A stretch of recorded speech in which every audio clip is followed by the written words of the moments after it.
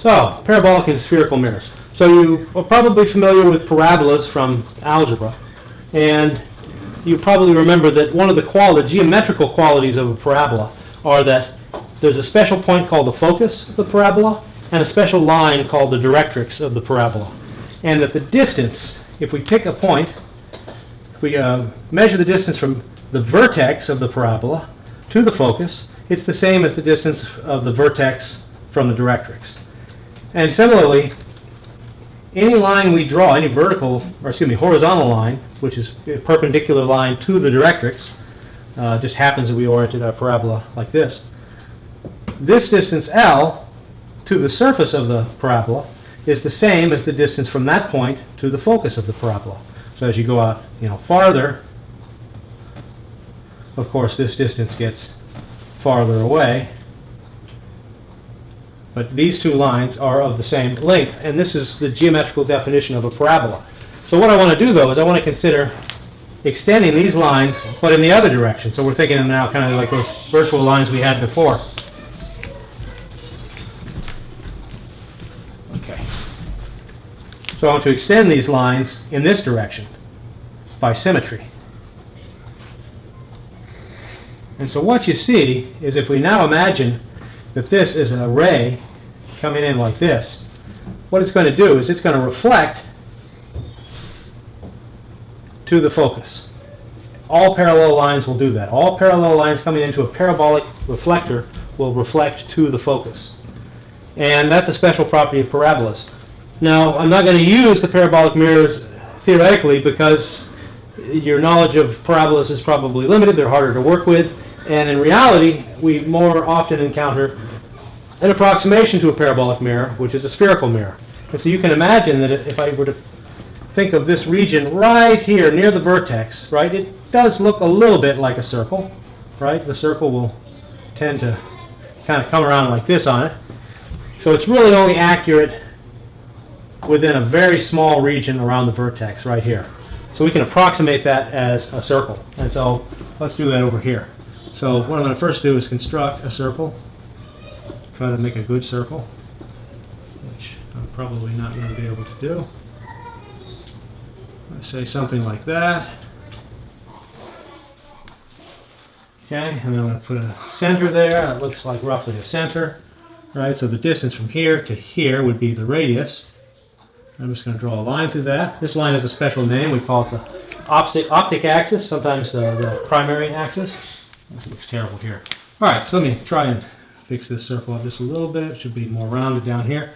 And the only part of this circle we're going to really use will be near the optic axis. The rays we'll be considering are called paraxial rays, so they're very close to the optic axis.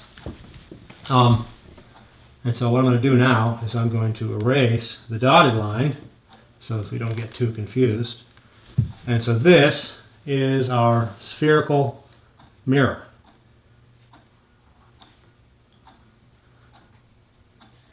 It's not great, but it's not bad. And it too will have a focus. And I'll describe in the a couple of lectures out the relationship between the focus and the center of the circle that we use to draw. This is called the radius of curvature, this radius. And that just defines the shape of the mirror. Right? So a larger radius of curvature, we have a flatter mirror. So what do reflections look like for this? Let me just make a note that there is this point called the focus. And it will turn out that the focus, the distance from the vertex, which is also called the pole, and the point F, the focal point, is a distance F. We call it the focal length. The distance from the pole to the radius of curvature is the radius of the circle that we would have drawn. And the relationship between these two is that F is 1/2 of C. But now let's see how we can do ray optics on it. And I'm going to draw a little arrow here. That's our man standing some distance away. Actually, I might make him just a wee bit closer. So how do we construct rays? We need some rules for constructing these rays, right? And we're going to base these on a couple of things. The law of reflection, which says the angle of incidence is equal to the angle of reflection.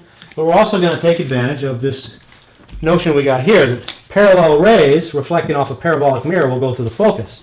And I'm going to claim that the same thing will happen for a spherical mirror.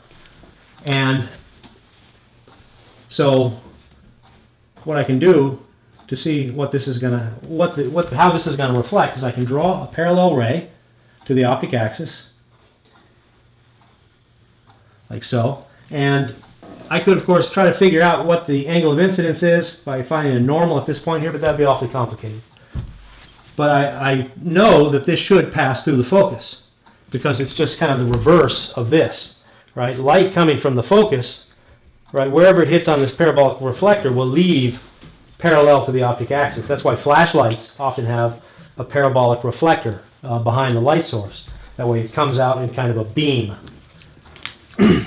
So all I need to do to draw this is draw an incident ray that's parallel to the optic axis and make it reflect through the focus.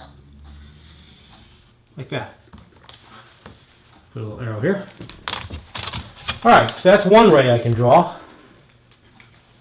And I can reverse that and I can say, well, you know what, if I were to pass through the focus, then I will reflect out parallel. So I can draw a line, or a ray rather, through the focus.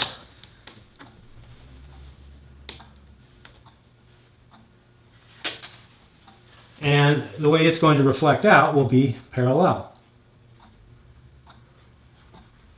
Something like that. And finally, I can consider a ray that goes through the center of this. So that's through the radius of curvature, right? If it goes through, remember these are radial lines. So these lines are normal to the surface of the mirror. Unless I just imagine that it's extended out. So it would reflect straight back. And so if I draw, well, I guess I should have not done that. Just need to fix my center a bit. If I send a ray through the center, then it will reflect back on itself because the angle of incidence is 0, because radial lines are normal to the surface of a circle. And there's one last ray that I can draw, and that would be one that goes to the pole. And one of the reasons that you might draw that is because this optic axis, that's the normal to the pole, to the mirror at that point. So we can easily do a law of reflection.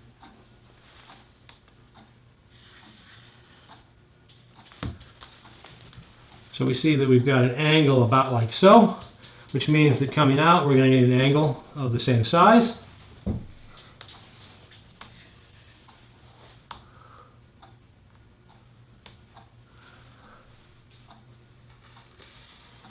Whoops, I lost it there at the end. Something like that. And notice that all of these are crossing at the same point, right here. That is what we call the focal plane. Now remember, these are all rays coming from our head, so that means that our head is right here. Now you could do a similar analysis for your feet, presuming that you're standing on the optic axis, and you'd find that everything just reflects straight back, and your feet would be right here. And so what you get with a spherical mirror is a reflection, an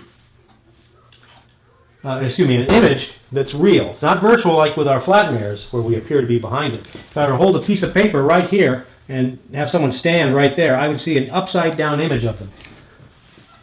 That's a real image. And we'll talk more about that later, the details of that. But to draw this, you really only need two lines and you find where they intersect. So I could have picked the incident parallel ray, which is going to pass through the focus, and the one that goes through the center of the curvature. Or I could have picked one that goes to the pole. So it's up to you which one you use, or you could pick the one that goes through the focus and comes out parallel. That's the most common, I think, is to start with a parallel incident ray and then choose another incident ray which goes through the focus and see where they cross, because those are pretty easy to draw. So that is a spherical mirror and its reflection. And in problem sets you can explore what happens as I move this object farther out, or as I move this object closer towards the center of curvature, or if I move it forward of that, all the way to the focus, what happens? And it'll be interesting to explore that, I think, because you'll find that you'll end up getting a virtual image behind the reflector, and that's why when these mirrors that you use to put on makeup or trim your mustache are spherical mirrors, and they magnify. If you look at it when you're close up to it, you get magnified. Actually, when you're right up to it, your head is the same size, but as you move it away towards the focus, your head gets bigger. Okay, next we'll talk about, just want to note, these are concave spherical mirrors. All right, think of this as a little cave on this side, so if we're coming from the side with the cave, then it's a concave spherical mirror. Next we're going to consider coming from the other side, which is a convex spherical mirror.